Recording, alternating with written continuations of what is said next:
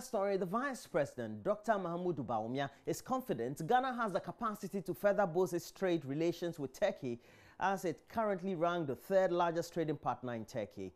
Trade volumes between the two countries at the close of 2016 stood at some $480 million. According to the Turkish ambassador, Her Excellency Nesrin Bazet, the current trade volumes could be increased to some $1 billion by 2020. She was speaking at the opening of the Turkish Culture and Cuisine Week here in Accra.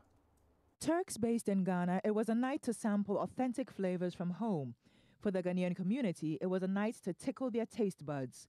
The opening ceremony of the Turkish Culture and Cuisine Week was well attended, with members from the diplomatic corps as well as Ghanaian and Turkish business owners present. Turkey's ambassador to Ghana, Her Excellency Nesrin Bazet, expressed satisfaction with her country's good relationship with its Ghanaian counterpart and expressed the hope that her country's trade relations with Ghana will continue to grow. At present, Ghana is Turkey's third largest trade partner in sub-Saharan Africa. Our trade volume in 2016 added up to $480 million, and our target is to increase the trade volume to $1 billion by 2020. Special guest of honor at the event, Vice President Dr. Mahmoud Bawumia, on his part, was encouraged by the rapid level of trade between the two countries. The trade relations between our countries are on the increase. As you mentioned, Ghana is Turkey's largest trading partner in sub-Saharan Africa. And we hope that we are going to get even more and more investment from Turkey in Ghana. I hope one of these days I will be able to visit Turkey and come back with at least $5 billion of investment.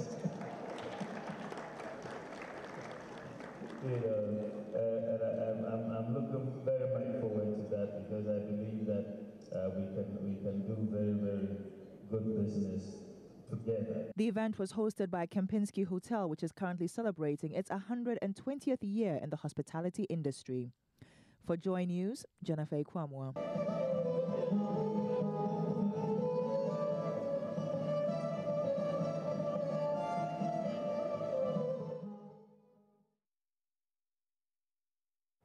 Government says it will be difficult to roll out more road projects across Ghana this year. It is because the road fund is in distress. The Mahama administration, according to government, incurred a debt of some 11.1 billion Ghana cedis last year alone, which government currently is struggling to pay back. According to the Deputy Roads Minister, Kwabno Wusu Ediomi, it will take the ministry close to 10 years of its annual budgetary support to clear all those debts. He, however, says they will be focusing on rehabilitating existing ones. Not doing that well at all. When the fuel levy was approved, the whole joy was that the contractors' arrears that we always carry from one year to the other was going to be very minimal. Very minimal. Unfortunately, because of mismanagement of the resources, now the road fund has a lot of arrears to pay. As at the end of December 2016, 506 million cedis were carried to this 2017, which shouldn't have been so. And how much of that was accrued over the final 6 months? The final 6 months, that's what I'm saying, that when all payments were made at the end of December 2016, 506 million were carried over to 2017. But this shouldn't have been so, because 2015, when I was the ranking member of Roads and Transport Committee, we did the assessment, work done, projects under road fund, projects under consolidated fund. The total amount spent was a little over 1.3 billion Ghana cedis. So when the fuel levy came in and the projection was that we were going to have about 1.2 million Ghana cedis, we were all happy. So we all gave our blessings and we all approved, supported that we should have that fuel levy, hoping that at the end of each year, we will carry very little amounts as arrears too. What contributed to this, do you think? What contributed to this one was that many projects had been awarded. Projects that were awarded in the last half of the year is about 11.1 billion Ghana cedis. So if this new ministry or this new government is not to do anything at all, then it will take us about 10 years to pay for this.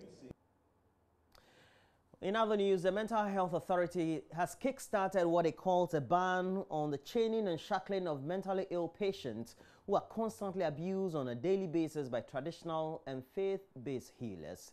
Ghana's treatment of mental disability, according to the Human Rights Watch, is in violation of numerous domestic and international laws and agreements. Speaking at the first prayer camp at Nyankumasi Hinkro in the Central Region, where some 16 persons chained to trees were released, the chief psychiatrist, Dr. Osei, called on government to demonstrate its commitment in fighting human rights and abuses of such persons, and also support mental health institutions with the necessary funding. Richard Kwejonyako has more.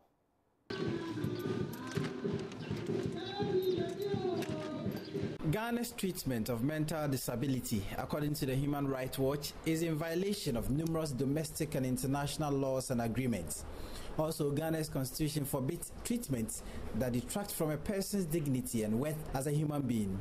It is in furtherance of this that today the Mental Health Authority has taken a step aimed at protecting the human rights of people that are mentally challenged but find themselves in prayer camps.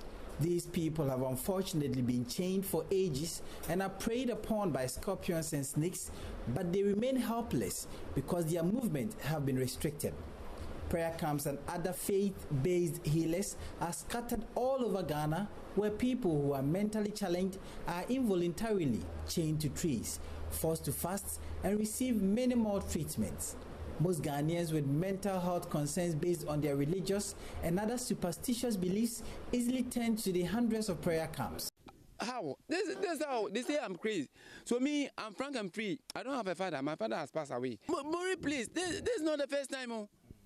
You know, my wife is from Mori. I'm a stranger. I've worked, and my mother is from a building at Mori Johnson, which he has passed away. And my father. The chief psychiatrist, Dr. Akwesi Osei, who led the operation, the first step in implementing what the Act says is warning prayer camps across the country to desist from the practice, as it stands against the acts that protect people with mental health concerns. You believe your illness is spiritually caused, no problem, continue praying. But it has manifested physically on earth here. So that aspect, we can deal with it. So you take you there, you go and handle that aspect, and you continue with your prayers. So you don't have any difficulty with that.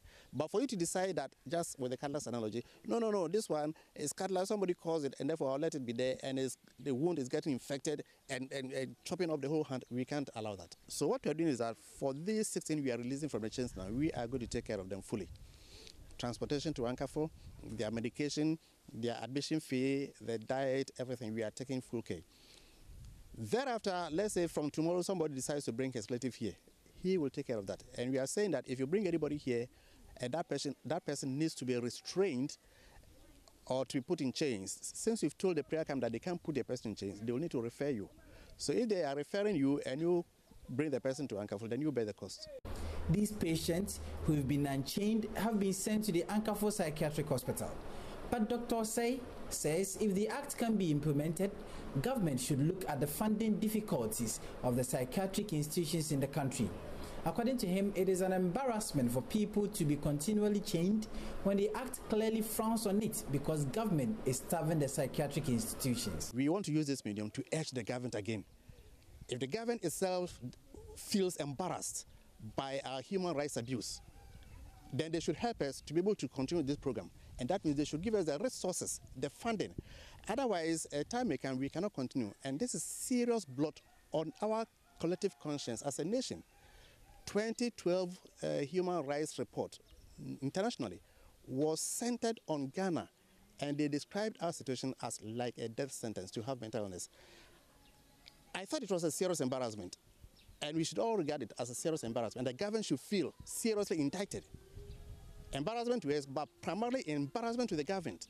And the government should not want to see itself in that situation again. If they don't want to see themselves in that situation, then they should give us all the resources. As we are talking, we are in June, getting to July. We've not had a single peso from the government. The airline which should be passed so that we can have funding, the government is not passing it. And this, I must single out the Minister of Finance, which is the culprit in this matter. Minister of Finance should put in place the levy so Parliament can pass it. The joy and excitement on the faces of the patients that have been freed and being sent to the Anchor 4 Psychiatric Hospital knows no bounds. Richard Kwajinyako, Joy News, Cape Coast.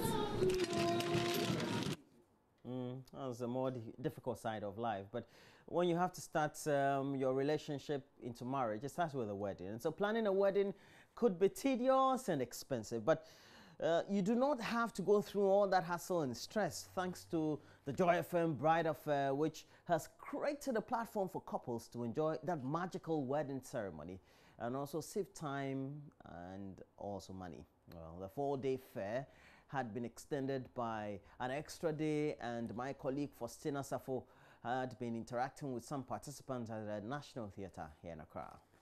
Crazy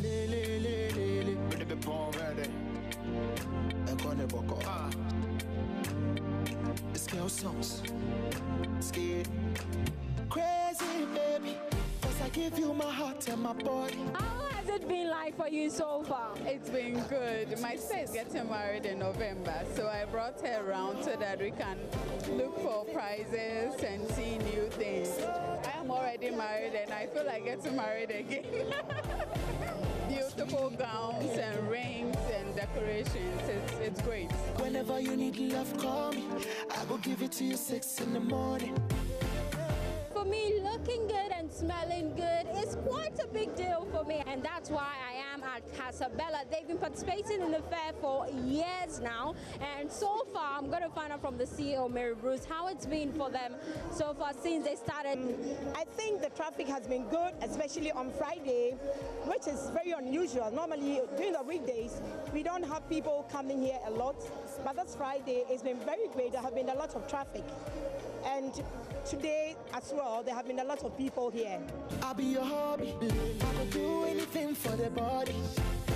So I love ya, baby, baby.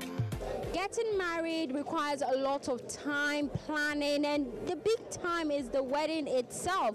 So if you want help, just come over to the Joy FM Bridal Fair. It's happening right here at the National Theatre. Patrons are trooping in. So if you know a friend who is getting married, hey, this is a time to do that friend a favor. Come over and get discounts on how, you can get that beautiful wedding dress for yourself. You don't need to run away from marriage, guys. You need to be here to find out how you can get an affordable, classy wedding.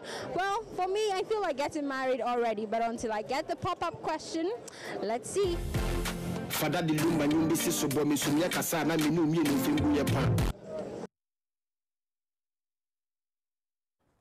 Well, so that's it for the latest news tidbits we have for you for this holiday edition of the AM Show.